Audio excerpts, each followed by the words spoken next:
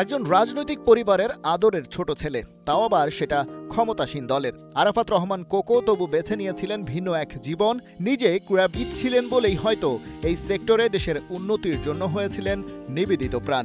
আজকের সাকিব তামিম মুশফিকদের খুঁজে বের করে এনে তাদের প্রমোট করা, স্ট্যাবলিশ করা ন্যাশনাল টিমে এমন অনেক কাজের অন্যতম কারিগর ছিলেন। তবে এসব ব্যস্ততার ফাঁকে বিসিবির সাবেক এই গেম ডেভেলপমেন্ট চেয়ারম্যান যেটা টু দ্য পয়েন্টে মেনটেন করেছেন, 22 গজের ওই খেলাটা যেন মূলধারার রাজনীতির বাইরে থাকে।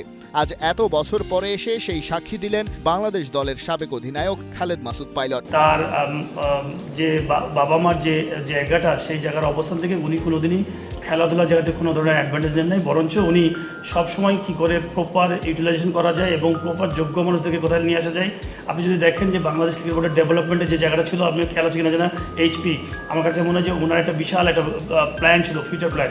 এবং ওই সময় আমি জানা মতে তখন আমরা কেবল ন্যাশনাল টিমে খেলছি, পিছনে মুশফিক, তামিম বা যারা ছিলেন, আমার কাছে মনে হয় দেখেন ওই সময়টা রিচার্ড ছিলেন আমাদের কোচ। সুপার চমৎকার কাজ হচ্ছিল।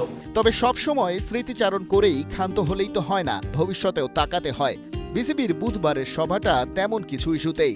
দেশ যখন নতুন নেতৃত্বের আগমনে নতুন বাংলাদেশ বিনির্মাণের স্বপ্নে বিভোর, তখনই সবাই দুরু দুরু বুকে জানতে পারছে সবচেয়ে সমৃদ্ধ ক্রীড়া কাঠামোর দুর্নীতির খবরে। বিসিবির এক পরিচালক দাবি করছেন, সম্প্রতি করাপশন ভলিউম কয়েক গুণে ছাড়িয়ে গেছে, এমনকি পতিত স্বৈরাচারী সরকারের আমলকেও। বোর্ড অবশ্য বলছে এটা স্রেফ স্লিপ অফ টাং। উনি কিন্তু কোথাও বুলবুল ভাইয়ের কথা বলেন নাই, এরকম কোনো কথা মানে একদম স্পেসিফিক কোনো নামটা কিন্তু বলেন নাই। 15 বছরের ব্যয় আয় বা আপনার 6 মাসের আয় বা ব্যয়, এই দুইটা কি কখনো, বা যে অ্যাক্টিভিটিস থাকে সেটা কখনোই এক জায়গায় মিলে না, কোনোভাবেই সংখ্যায় মিলবে না। হ্যাঁ, খুবই অনেস্টলি বলবো যে এটা যে কোনো ধরনের স্লিপ অফ টাং যে কারো জন্য বিব্রত করতে পারে। কেবল দুর্নীতি নয়, আমিনুল ইসলাম বুলবুলের বোর্ড আরও বেশ কিছু ইস্যুতে সম্প্রতি নেতিবাচক খবরের শিরোনামে। বিশেষ করে নারী ক্রিকেটারদের সাথে অনৈতিক আচরণের যে অভিযোগ, সেই ইস্যুরও বেশ খানিকটা সময় পেরিয়ে গেছে, কিন্তু বোর্ড পৌঁছতে পারেনি গ্রহণযোগ্য সমাধানে।